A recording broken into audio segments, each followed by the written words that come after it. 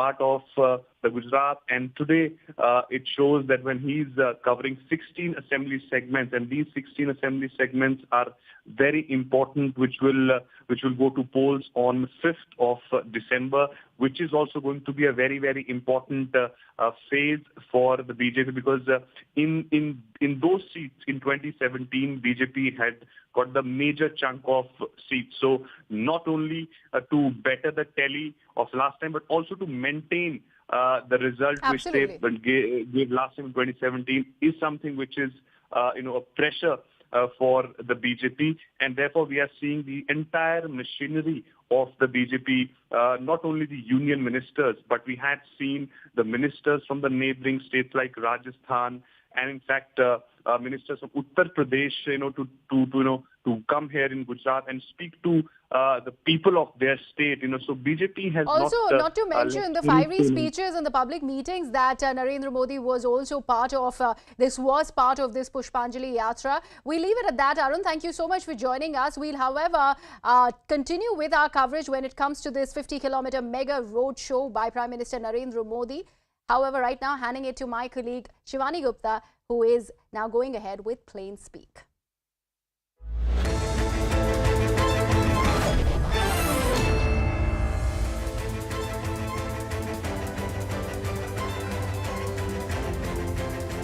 Welcome everyone. Thanks a lot for staying with us. You're watching Plain Speak with me, Shivani Gupta. For the first phase of assembly elections, Gujarat voted for 89 seats today. Surat is amongst the key areas voting in the first phase. Meanwhile, the attention has also shifted to the 93 seats that go to the polls in the second phase on December 5, and especially to Ahmedabad, where the Prime Minister is doing his record 50-kilometer long road show. This came after the Prime Minister raised the Ravan attack against him by new Congress chief Kharge in a rally today. Could this barb cost the Congress badly? That's one of the big questions we asked today, along with the impact that Prime Minister Modi is going to have in his home state. Remember, 27 years of anti-incumbency that his party is facing. And the Prime Minister's personal connect with the electorate in Gujarat is a key factor in overcoming that. Can the BJP do that, and with flying colours as they are projecting?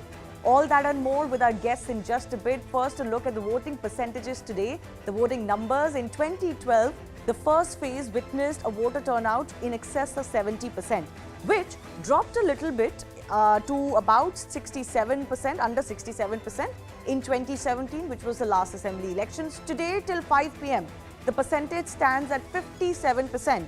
But mind you, the voting continues beyond 5 p.m. for those already at booths. Tonight, a provisional percentage will be given, and the actual definitive numbers of polling percentage usually get confirmed a day later. So it's possible the numbers this time around could touch the numbers at least from last elections. And what would those percentages mean for the BJP?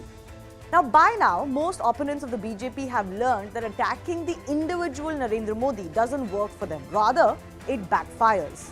Still, Congress ended up making a faux pas when their new president, Mallikarjun Kharge, likened Modi to Ravan during this election campaigning. No wonder then the BJP star campaigner, Prime Minister Modi himself, raked it up today. Before we get you exactly what was said by both sides, let's take a look at some prominent attacks on the Prime Minister from even before he became the PM and how that has gone off for the opposition. So we all remember the Maut Ka Saudagar barb by Sonia Gandhi, then Congress president. Now, this happened in 2007, and the result was that the BJP won 107 seats in Gujarat Assembly elections that year. Cut to January 2014, Manishankar Aiyar, famous for his attack ahead of the Lok Sabha elections, that they will find a job of a chaiwala somewhere for Narendra Modi. The result, the BJP actually alone won 282 seats in the 2014 Lok Sabha elections and came to power, although as part of the NDA, but on its own might. October 2016, Rahul Gandhi said the Prime Minister indulged in khoon ki dalali. The result, the BJP won 324 seats in the 2017 UP Assembly elections. That was also a landmark victory for them. Cut to December 2017, Manishankar Aiyar once again ends up calling Prime Minister Narendra Modi neech. The result, the BJP wins Gujarat Assembly polls with 49.1% votes, although it was a little bit too cut for them, but eventually they did win. Now, over the next few years, from 2018 to 2019, Rahul Gandhi, remember, had launched the entire Commander-in-Thief campaign, the Chaukidar Chor Hai campaign against the Prime Minister. Manishankar Ayyar was at it again, calling the Prime Minister Neech again. Mayawati had said that Modi abandoned his wife. They often drag in his personal life, his mother as well. Congress launched that entire Chaukidar Chor Hai campaign, and the result, the BJP came back for the first time at the centre for a back-to-back term, and this time their majority even increased, 303 seats in 2019 Lok Sabha elections. Now listen in to what the PM said today, responding to what Mallikarjun Kharge had said earlier. Modi को देखकर vote दो। अब भाई तुम्हारे को तुम्हारी सूरत कितनी बार देखना, कारपोरेशन में भी तुम्हारी सूरत देखना, एमएलए इलेक्शन भी तुम्हारी सूरत देखना, एमपी इलेक्शन में भी तुम्हारी सूरत देखना, हर जगह कितने भाई, क्या आपके रावण के जैसा 100 मुख है, क्या है, समझ में नहीं आता मुझे। અને કોંગ્રેસ પાર્ટી એને ખબર નથી કે આ રામ ભક્તોનું ગુજરાત છે. હવે તમે મને કહો, રામ ભક્તોના ધરતી પર રામ ભક્તોની સામે એમના પાસે બોલાવડાવવામાં આવ્યું કે તમે મોદીને 100 માથાવાળો રાવણ કહો. બોલો ભાઈઓ બહેનો, આપણે જાણીએ છીએ કે આ કોંગ્રેસ પાર્ટી એ રામના અસ્તિત્વને સ્વીકાર નથી કરતી.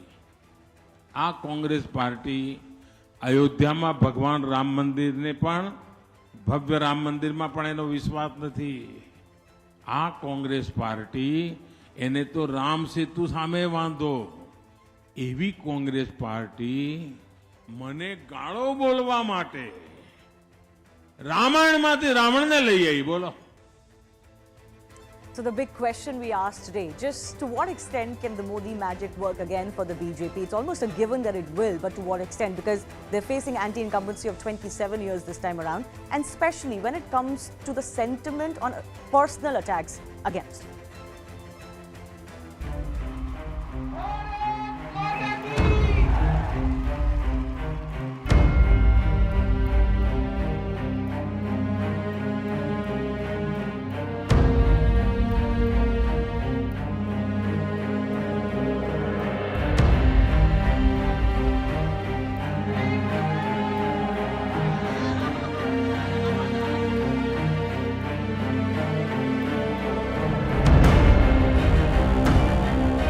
अकेली आम आदमी पार्टी है जो महंगाई से आपको मुक्ति दिला सकती है, बेरोजगारी से मुक्ति दिला सकती है। बीजेपी इस देश की आवाज नहीं सुन रही, आरएसएस बीजेपी इस देश की आवाज नहीं सुन रही है, और वो रिजिड तरीके से देश को चला रहे हैं। उनके जो आइडिया है, उनकी जो सोच है, उससे वो चला रहे हैं। हमें गुजरात को आतंक के खेल खेलने वालों से हमेशा हमेशा बचा के रखना है।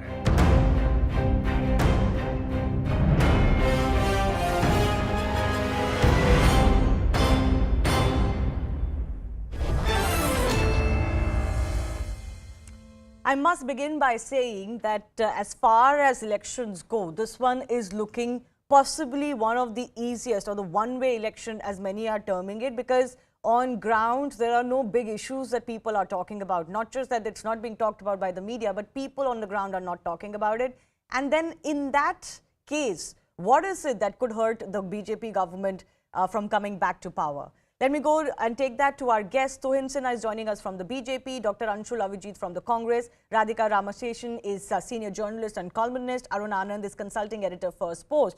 I want to focus on the fact that the Prime Minister raised the Ravan attack against him today. Dr. Anshul Avijit, I want to begin with you. Why does the Congress party keep doing this? Why does it not learn its lessons? You must remember that, the Prime Minister himself has not been averse to such attacks, invoking mythology for characterization in order to mock. As Renuka Chaudhary ji reminded us, he said similar kind of things. implicitly in the Rajya Sabha. He's been making all kinds of comments. A number of BJP leaders have been making personal comments, including in West Bengal, to the West Bengal chief minister, and of all nature. I mean, very recently, you must have heard the CM of Assam making some comments about a beard, absolutely irrational and illogical. Here, the comment was about the frequent appearances of the Prime Minister and the fact that the BJP and this government has reduced Indian polity to simply just elections. They are simply interested in fighting elections from the lowest to the biggest. I can understand that every election is a high-stake election. I'm not undermining the nature of any election. But the fact that you've forsaken governance for the sake of elections is what the point that was trying to be made. But I have two questions. I have two follow-up questions to you before I go to Tohinson of the BJP. One, why do you attack the Prime Minister for being the BJP's star campaigner? I mean, it's almost like saying that Virat Kohli is India's best batsman, but why does he have to play for India? Arey bhai, he's their star campaigner. The public relates to him. He wins mandates for him. I don't understand as an opposition, how can you be, I'm sorry to say, but sore losers by saying ki no, tum mat aao field mein. Aise thodi na hota hai bhai. And secondly, you may be right that no party is above making personal comments, but your party suffers the most when you attack Narendra Modi. At least for self-preservation, don't do it. Indian democracy, I have always maintained, is highly invitational. The Prime Minister has every right to go to every single campaign he chooses. Then? Nobody's denying him that. What we are saying simply, and what Kharge Saab was saying, was that Indian polity has been reduced by this government and by the Prime Minister himself simply to elections itself. So how has the no, one second. How has the BJP done that, or how has the Prime Minister done that? Are they saying कि इतने election extra कराओ? वो उन्होंने कुछ extra election करा दिए क्या India में? जो election होते थे वही हो रहे हैं ना? No.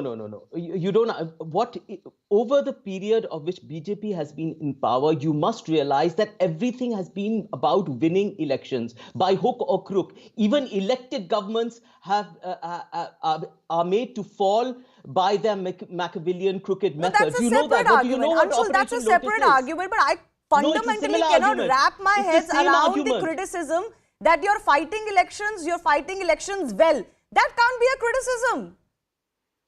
It is an election speech. What is happening in Gujarat?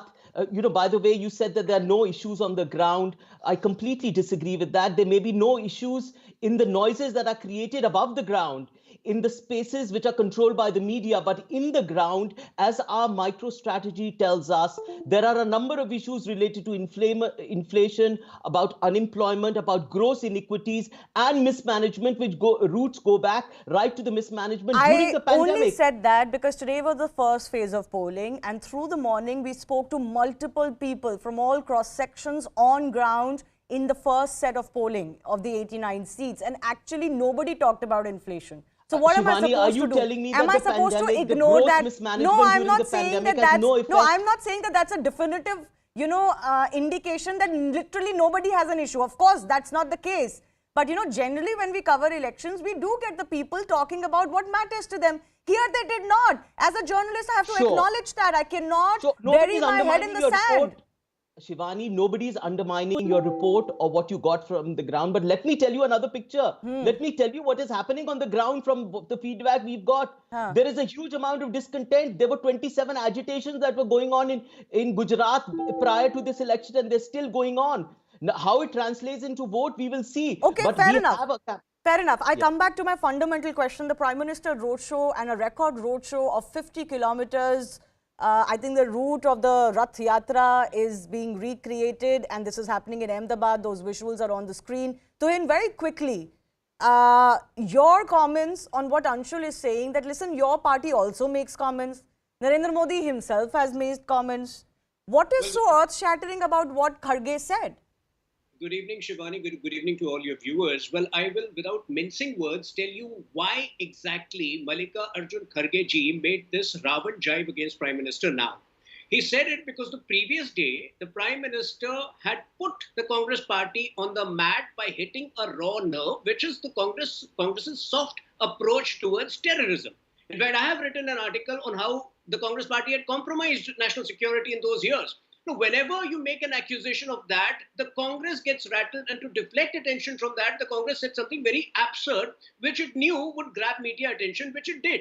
But, in fact, it would have been better if the media had stuck to that and asked them to respond to the Prime Minister's queries. This is the reason why Mallika Arjun Kharge on this particular occasion made the Ravan Jai. But the sad part, as pointed out by Honorable Prime Minister himself today, is that this is the party which had filed, which when it was in government, had filed an affidavit in the Supreme Court saying Lord Ram does not exist. So why is it so enamored of Ravan? It shows the evil intent, and the string of comments which have come, absurd comments which have come from the Congress party starting 2007, starting with Maut Ka Saudagar, shows their personal angst against one person who has completely vanquished the party and led it to a situation where it faces its worst existential crisis. And not from the BJP, mind you, in this case, from the Aam Aadmi Party. That's a complete separate issue that I'll get Mr. Anshul Aviji to speak on. But I want to bring in Radhika and Arun Anand also. Radhika, what do you think? Is this another faux pas that could end up hurting the Congress party badly as far as these elections are concerned? Their prospects are already not too bright. Look, several defeats later, right from 1995, the Congress has not learnt one lesson. Of course, in 1995, Narendra Modi was not foregrounded in electioneering, but ever since 2002, he is the pivot around which every election in Gujarat revolves. He is the axis. And the Congress has not recognized this fact, which stares everybody in the face. I'm really surprised. I mean, what was the need to bring in this remark about Ravan? Obviously, he's from Gujarat. He's the Prime Minister. He's a star campaigner. He is even the Prabhari of the Gujarat elections, if I may go to that extent of saying. He is carrying the entire burden of the elections on his shoulders. No election is easy. And the BJP recognizes that. On the face of it, it looks like a one-sided But fight. they don't leave it to chance. There are certain issues on the ground, perhaps not as serious as they were in 2017, but issues there are. So therefore, the Prime Minister has stepped up on the plate to rectify whatever deficiencies there may exist in the BJP's campaign. I am shocked how the Congress, which has not run a robust campaign to begin with, I was in Gujarat, and individual Congress candidates are literally weeping that AICC treats Gujarat like a stepchild. I mean, Mr. Kharge has given one look in finally in that one meeting where he made this faux pas about Ravan. To me, it was highly avoidable because there are other issues relating to anti-incumbency, or if I may say so, relating to disenchantment with the Gujarat government, which he could have picked upon. Because what is a party supposed to do? A party is supposed to channelize discontent in its campaign so that it converts itself into some vote, something positive for the party. And that what the Congress ends up doing is actually giving a handle to the BJP and especially the Prime Minister to evoke that sentiment about him and his connect to Gujarat and his work in Gujarat and his history in Gujarat, and then, base the campaign around it. Arun Anand, what do you make of the Congress criticism? And that's what's the genesis of Mr. Kharge's statement, even as Mr. Modi is campaigning today, and he will tomorrow before phase 2, that, Mr. Modi and BJP have just converted everything into an election machinery, even at the cost of governance. Shivani, when you were, you had begun this conversation, so you have provided the answer to your question that what is the genesis of this? You have seen a pattern. The Congress leaders have been making these statements because there is a sense of entitlement in them.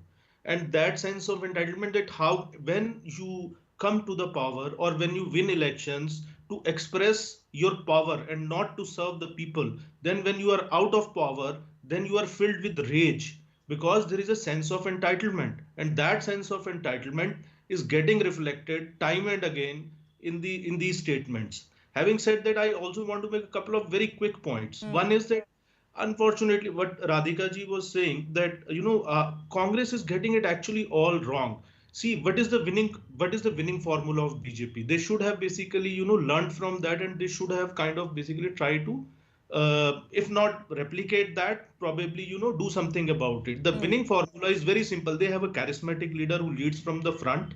They have a government which delivers on the ground.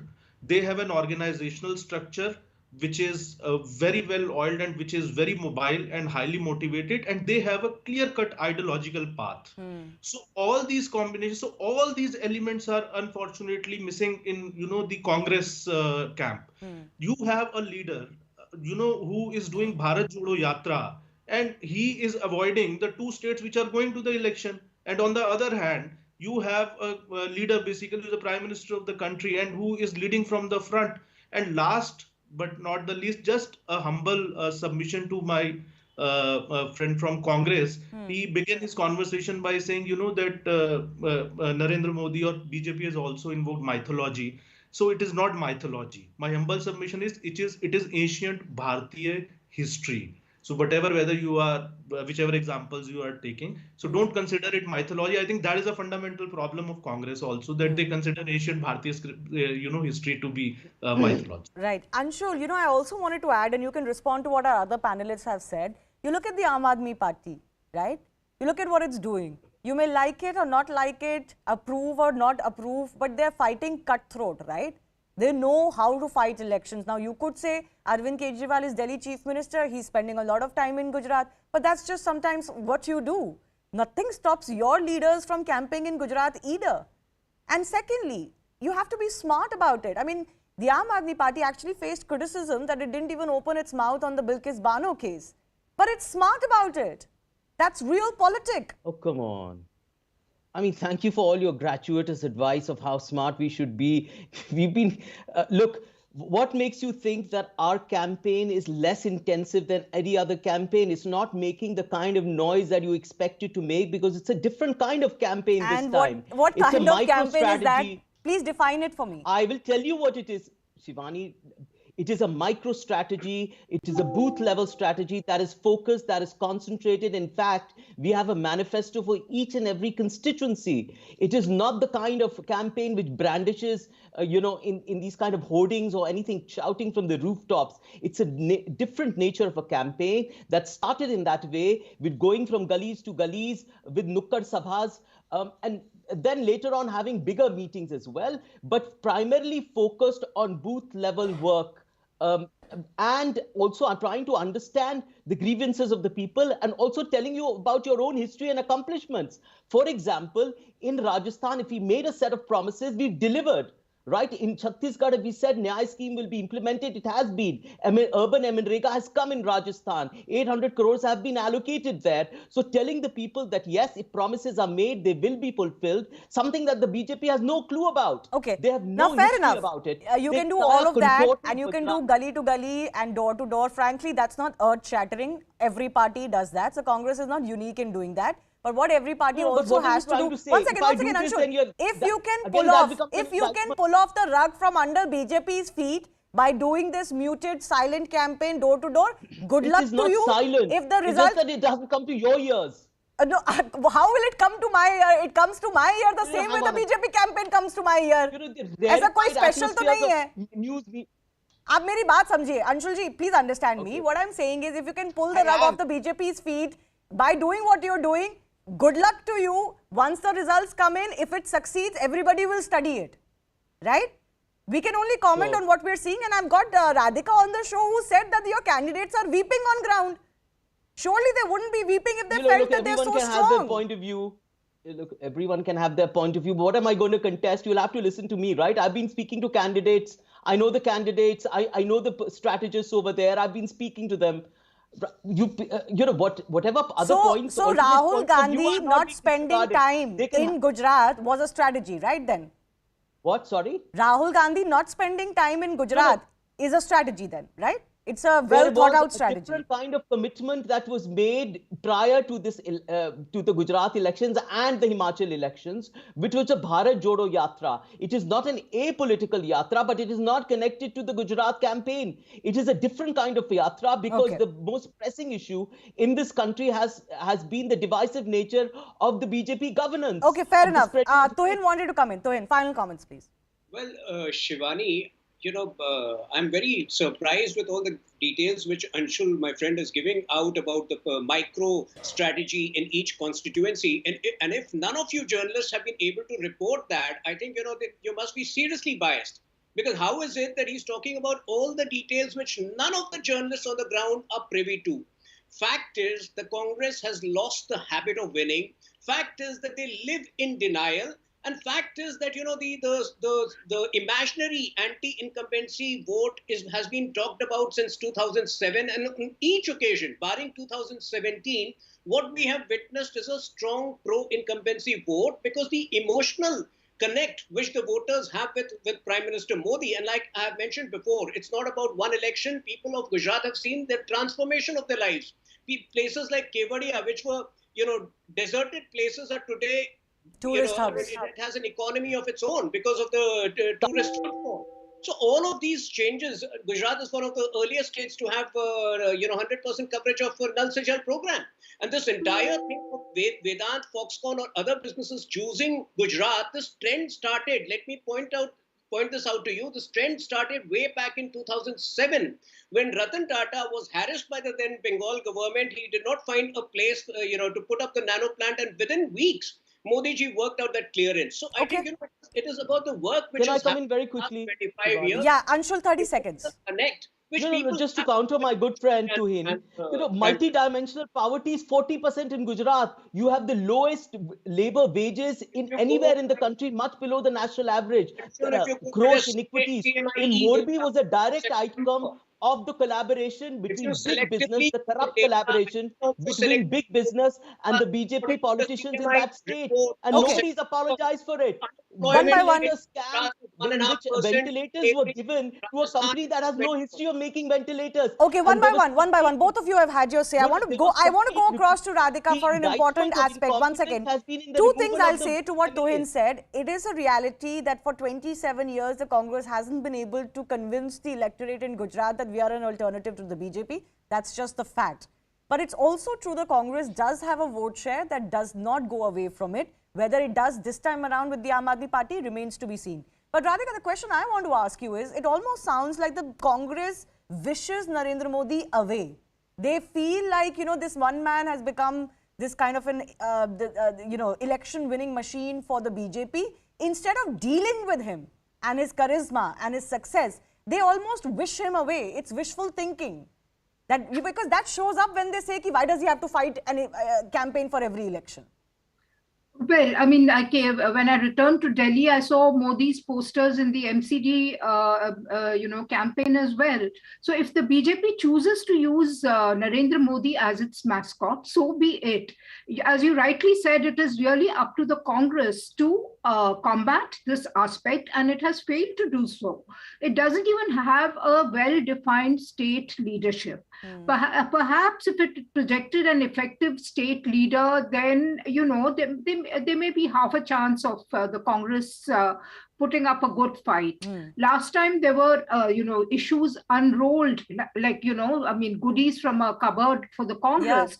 Yeah. It worked up to a point, but then in the penultimate phase, it seemed to have lost traction.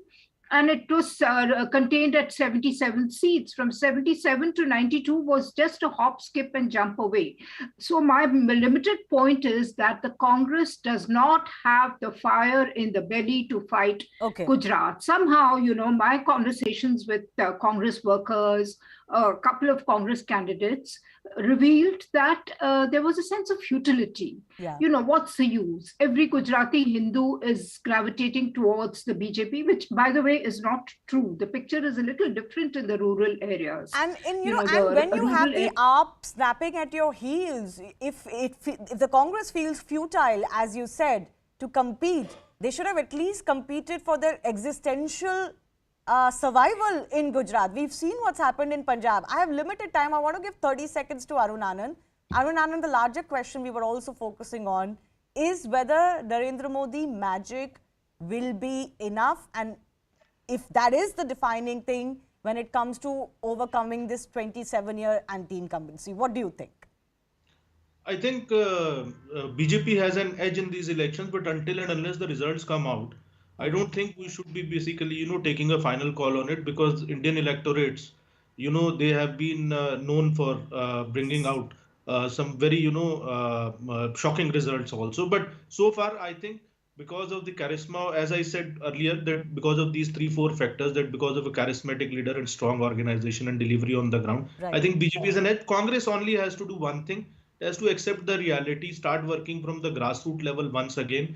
And I think it is very important for Indian democracy to have broadly a centrist party, as in the opposition also. So if Yeah. it starts swaying, if it stops swaying towards the ultra left and come back to the center, I think Congress can make a comeback, a decent comeback in Indian politics. All right, I'll leave it at that. I do thank all of our guests for joining us. Moving on to the second big issue we're debating, Telangana Chief Minister's daughter, K. Kavita. Her name has been taken even before in the Delhi excise policy probe, but it is now more official as the Enforcement Directorate named her in its remand report of accused Amit Arora. The remand copy says that Amit Arora tried to contact 35 people in the last year, and one of them is K. Kavita. Amit Arora has been arrested in connection with the alleged liquor scam of the Aam Aadmi Party Delhi government. The remand copy says Kavita was a key member of a group which paid at least 100 crore rupees in kickbacks to leaders of Delhi's ruling Aam Aadmi Party via Vijay Nair. The TRS MLC hit out at the centre, saying the Modi government is misusing the central agencies against democratically elected governments. First up, take a look at what the remand copy of Amit Arora says. Now, it names Vijay Nair as a close aide of Delhi Chief Minister Arvind Kejriwal. It also goes on to say that South Group, paid 10 crore rupees in kickbacks to Aam Aadmi Party leaders via this Vijay Nair. K. Kavita was a key member of this South Group, and this South Group is headed by K. Kavita and also Magunda Reddy, Sarath Reddy. Magunda Reddy, remember, is the YRCP MP. He has been raided in this case. He has denied his involvement in this case. And Sarath Chandra Reddy is a Hyderabad-based businessman who's even been arrested by the ED in this case. So the liquor storm, which started in the national capital, has now officially blown up in Telangana as well. Will this hurt KCR and his government and his party? We'll take that to our guests in just a bit.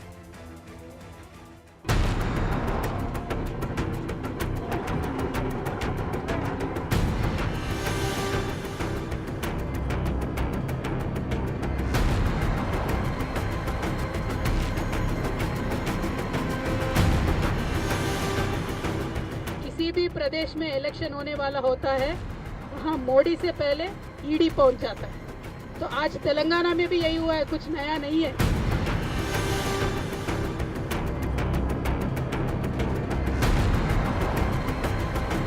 Not only the liquor scam, every scam should come out. Every scam that KCR's family is involved in, an inquiry has to be commissioned upon. Liquor scam and real estate scam also. There is a land bank that the KCR family holds here.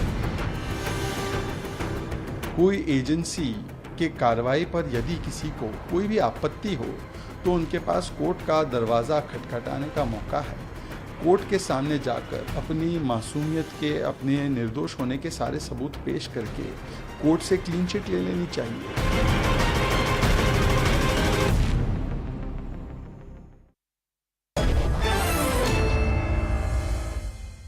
Shazia Ilmi of the BJP is joining us. We'll also be joined by Bachchu Srinivas of the TRS. Shazia, you must have seen what K. Kavita has said today.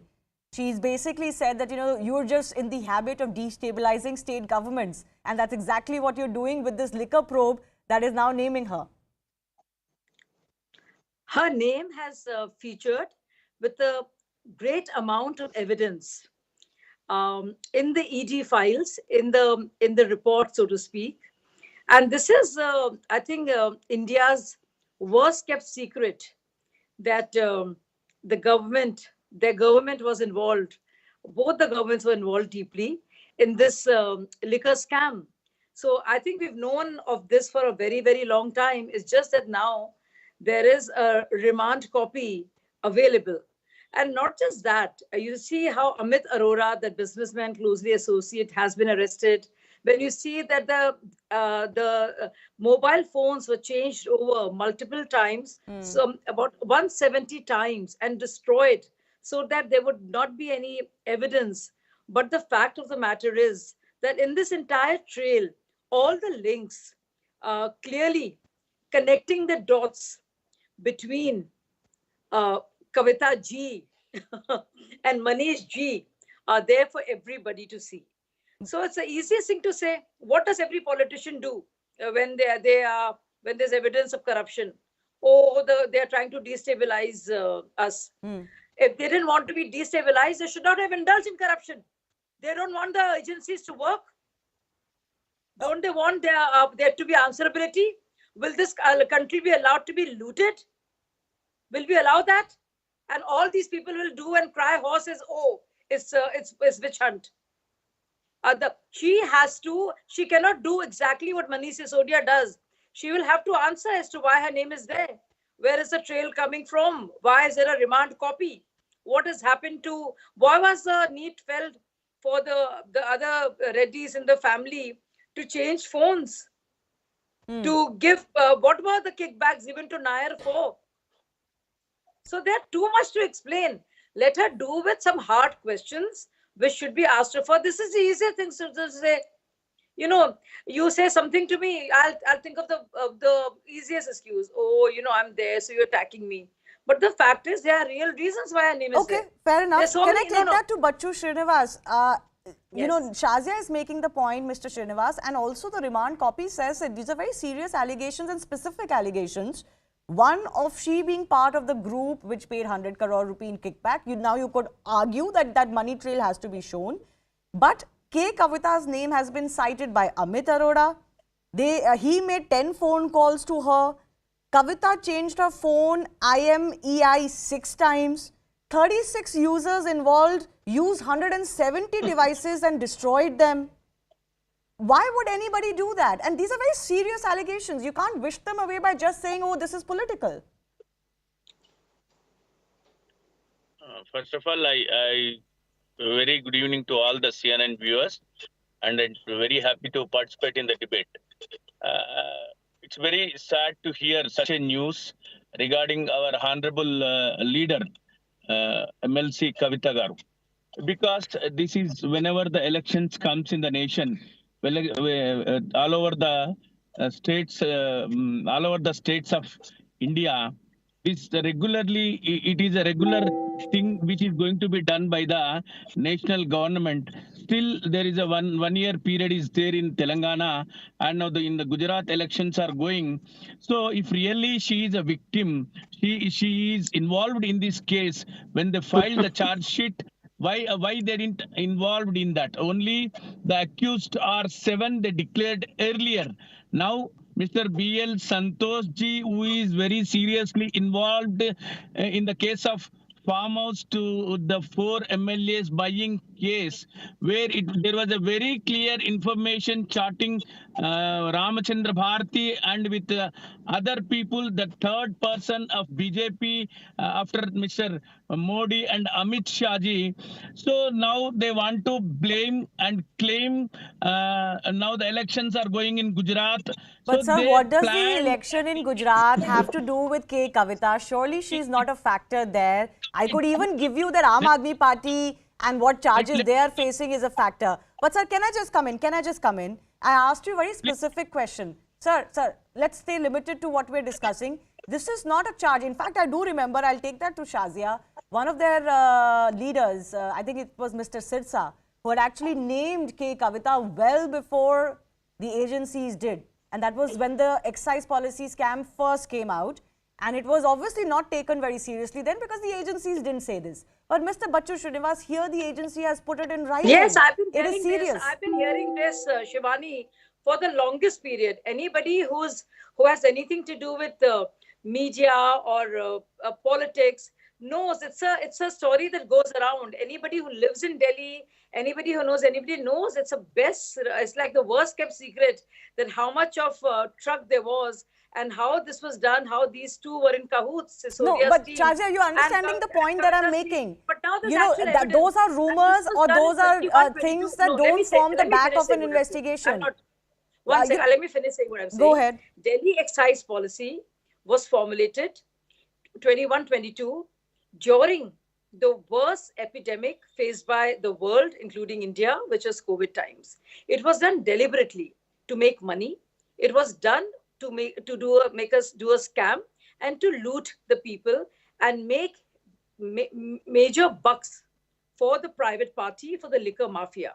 Now the evidence is unearthing itself. Earlier, people were just talking about it. Okay. Now evidence of destruction of the phones, of the phone links, all that is out for everybody to see.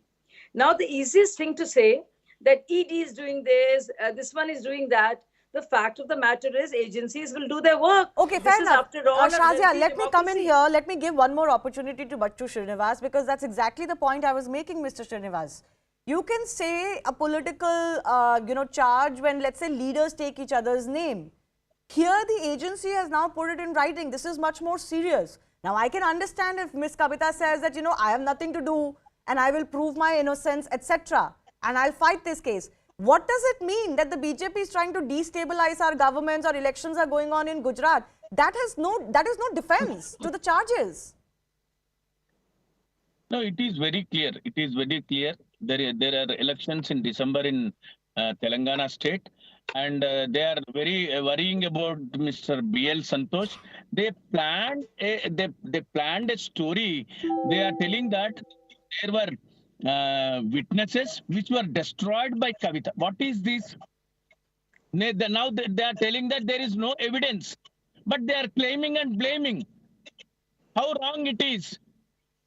The national government is using ED and CBI, IT and all their own organizations like VHP, Bajrang Dal and other institutions. They are using on all opposition leaders. Okay, so let's not mix issues. Bachchu Srinivas, my only request to you is it's just the two of you. Let's speak on the subject. You are saying that the ED is saying that there is no evidence. I don't think they've said that categorically. What they are though saying is that multiple devices were used and destroyed and there is call data that has come out. Can I ask you a simple question, sir? Can I ask you a simple question? Why was Amit Arora calling Kavita? Now that is established, right, through call records. No, it is very clear. We are ready to face any kind of investigation by the ED or anybody else from the national government. First, these are the words quoted by our leader. This is one thing. What is the success the ED got in the case of Sanjay Raut in Maharashtra? And what the success rate of ED in the last 8.5 years? It is 3% only. 30,000 cases were filed by the ED and CBI and other in the last 8 years by this government. But again, only I want to 840. 2014. Listen. This is only. This is not a GK test. A general knowledge test on the conviction rate of ED. This is about Amit Arora, the person arrested by the ED with ample evidence as to and about his phone records and complete links with Kavita ji. 1, 2, as to why Nair, who was getting kickbacks, on whose behalf and at whose behest was the money being paid and how, and also to show and throw light on the liquor gate, the liquor mafia, which is the biggest charge, and it's a matter of great shame. So instead of you talking about this, that, and the other, you explain how can you even defend a leader of yours, no matter who she or he is, who is just making money so brazenly, so shamelessly with the mafia, liquor mafia. It's a matter of shame. And you should hang your head in shame instead of making up all the excuses as to this is what's happening in Nigeria and Papua New Guinea and Gujarat and what have you. Please talk about the subject. Do not. This is it. Doesn't matter what ED is all about, or CBI is all about, or Supreme Court is about, or Vidhan Sabha is about, or Sauda is all about. It's about Kavita, Miss Kavita. Okay, let him respond. Let him respond. I'll give Mr. Bachchu Srinivas 20 seconds. 20 seconds. Please respond. Corruption scam, liquor mafia scam, getting huge amounts of money, ill-begotten money, sleaze and scam and corruption. Okay, let him respond. Shazia, let him respond for 20 seconds. I'm running out of time. 20 seconds to Bachchu Srinivas.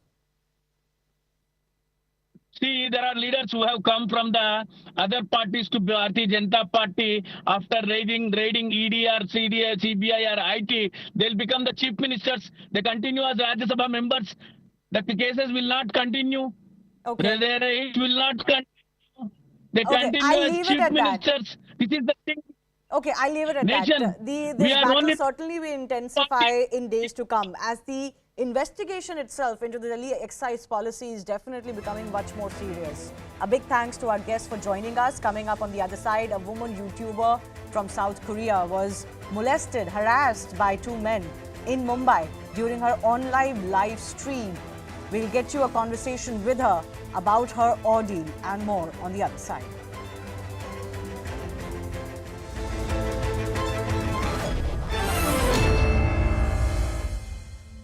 Barreling down the valley into the village below.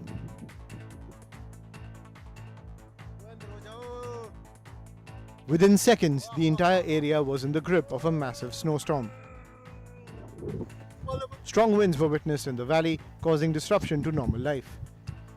But thankfully, there were no reports of damage or casualties. The avalanche occurred after a glacier broke away near a village in the Lahore and Spiti valleys. An avalanche occurs due to the breaking of a thick layer of snow, which then slides down a steep slope.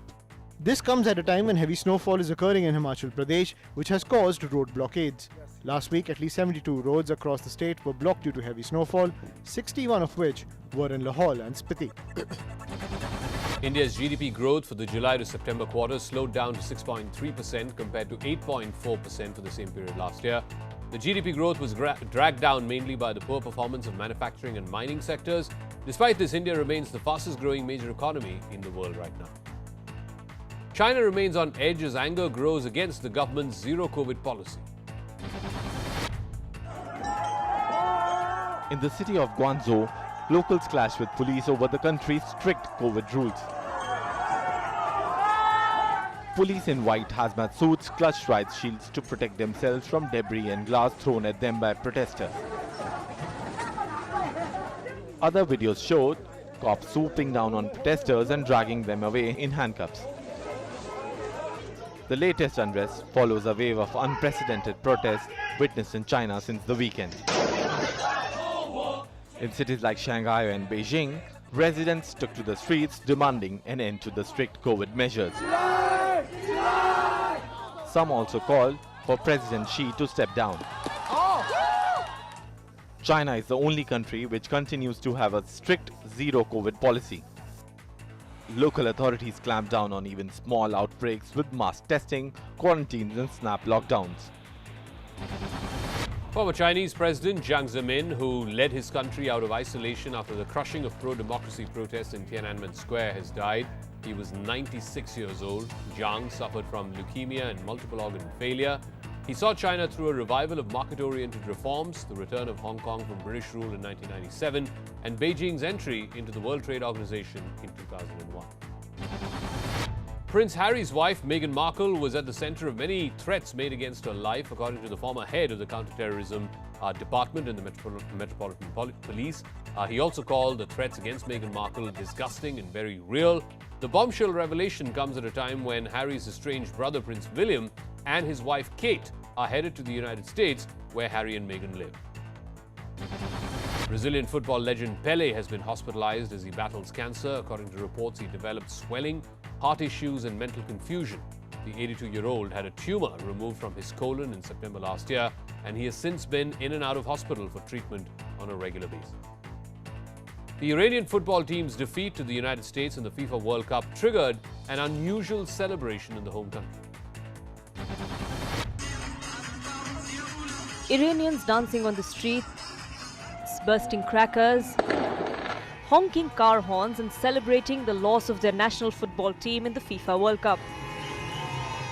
These scenes of jubilation are actually a show of protest. Iranians denounced the football team's participation in the World Cup at such a tumultuous time in the country. For the last 3 months, protests have been raging across Iran against the death of Mahsa Amini, who was killed in police custody by Iran's notorious morality police for not wearing her hijab in a proper manner. More than 300 people, including children, have been killed in the protests since September this year. In their own version of protest, the Iranian football team refused to sing the national anthem in their opening match. But they went back to singing it in the following matches, leaving citizens to believe that they represent the Iranian regime. A massive protest outside Punjab Chief Minister Bhagwant Man's home in Sangrur today. Hundreds of agricultural labourers gathered near the Patiala-Bhatinda road in Sangrur. They were protesting under the flag of Sanjha Mazdoor Morcha. The labourers demanded an increase of minimum daily wages to 700 rupees under Manrega. Raising slogans against the Punjab government, the labourers marched towards the Chief Minister's home. They claimed the CM had refused to meet them, leaving them no choice but to go to him. But when the protesters were a few meters away from Man's home, police swooped down. Police started using force on the labourers and also resorted to lathi charging them. Sangrur's SP was caught on camera hitting the protesters and directing other cops. Bilkis Bano moved the Supreme Court today challenging the early release of 11 men convicted of gang raping her and killing her entire family in the 2002 Gujarat riots. In her petition, Bilkis Bano said the decision on releasing the men should be taken by Maharashtra, where the trial took place, instead of the state of Gujarat. The convicts were freed on 15th of August by the Gujarat government. The Enforcement Directorate questioned actor Vijay Deverakonda for 9 hours in connection with the funding of his Bollywood film Liger. The ED is probing possible foreign exchange violations in the production of the movie. The agency suspects illegal investments in the film.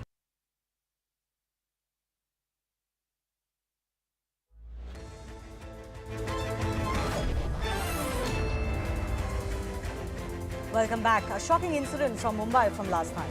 A South Korean YouTuber was harassed by two men trying to pull her and even kiss her while she was live streaming on her channel. After she walks away, one of the harassers came back on a bike with a friend and tries to offer the woman a lift. Now, Mumbai police have arrested both the accused Mubin Mohammad Sheikh and Naqib Ansari after taking suo motu cognizance of this case when it came to light for them. I spoke to the woman in question. This is what she had to say.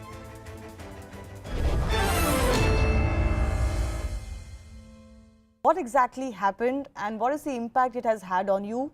What was the emotion like last night? Actually, I'm a live streamer traveling in India. My job is showing other people about traveling and showing new culture. And 2 days ago, around 11:50 p.m., I was walking towards back to my hotel, and there was a group of guys who were standing there. And as I do always, they say, like most of people, when I'm live streaming, they're very open to engage and have a conversation because I'm holding the camera and I'm filming the environment. And there was one guy shouting me, they're like, "Oh, hey, I love you." And I said, "Oh, yeah. I was just walking towards my hotel and I said, "Oh, yeah, I love you back." And then he started to come to me and put his arm on my shoulder and tried to kiss my cheek for the first time. And I felt very uncomfortable and I immediately felt that I have to leave this situation. But I didn't want to make a big, because I was alone and it was 11, almost 12 a.m. And he was with his friend. So I tried my best not to escalate the situation and just leave. But he started to grab my arm and drag towards to his motorcycle. And he said that he wanna have a ride. He want a ride. And I said, no, I don't want it. And then he started to put his arm on my shoulder again and try to kiss me. At that point, all I can do is, if I was not alone and if I would have done something more to shout to them or maybe say aggressively. But since I was alone and it was very dark, and I'm in foreign country. I don't want to get involved in any big issue, or I don't know how this will turn into. Yes. I try my best to just leave that situation. No, I understand completely And, why you last- chose to react like that. We're getting to know that the police has arrested both of these individuals who harassed you last night. Are you happy with the way the action has been taken? Did you contact the police? How did that go? Yes, actually, I got the call last night, 2 a.m. I was sleeping and I was feel very sick. They told me that they want to send the female police officer to make the statement, but it was 2 a.m. and I felt sick, so I told them that I will go to police station tomorrow, which is today. And I cannot say that like I'm happy or I'm unhappy. I think they should deserve to be arrested. And one thing that I want to point out is they should have done it like this, even if I was not foreigner and even if I was not live streaming as well. I want to believe that this would be the same, even if it happened to other women in India or in other country as well. Can I ask you, how long have you been in Mumbai or in India? And have you faced similar issues before, or was this the first time? In India, in Mumbai, I think it's been almost more than 3 weeks. In India, more than 1 month. Okay. Actually, I've been faced this kind of incidents before in other country. And every time I face this kind of incidents, I try my best just not to to just leave, because as a foreigner who are traveling in foreign country, you don't know how exactly the legal infrastructure is going on. Especially if you don't have anyone who can help you. True. This time it was different because I have a couple of Indian friends who can help me out to make this as to help me out. No, I understand. Yeah. You're saying that you face this in other countries, and I think that's a reality. Even as someone who's traveled to other countries, I think women face this everywhere. But I do want to ask you, has this left you feeling unsafe? Are you worried about your stay in India? Has this in any way changed your impression of India? Actually, no. A lot of people told me right after what happened, they told me, oh yeah, because you travel alone in India, so as a solo traveler. And I always told people it's not about India. It could happen in everywhere else. And the image of India hasn't changed at all. I still want to travel and discover India and show people that India is a safe country and beautiful country to travel. Besides that, I met a lot of amazing people in India who bought me a free pani puri or chai, who invited me to their wedding. I still have a lot of good memories, and I believe that India is a very good country. I just don't want other people to frame this as it happened because it's India. I personally don't agree with that. Okay.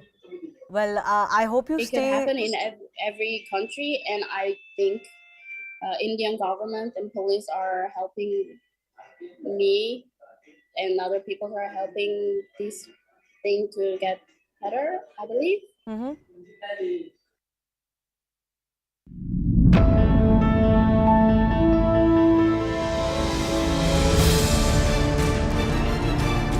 It was not Mr. Lapid's job, even as the head of the international jury, to hijack the occasion and the platform.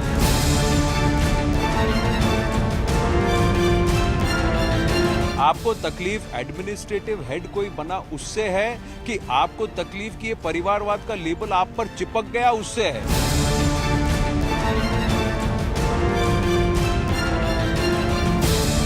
If there are enough and more issues that the Congress can raise as an opposition party in the state of Gujarat, then why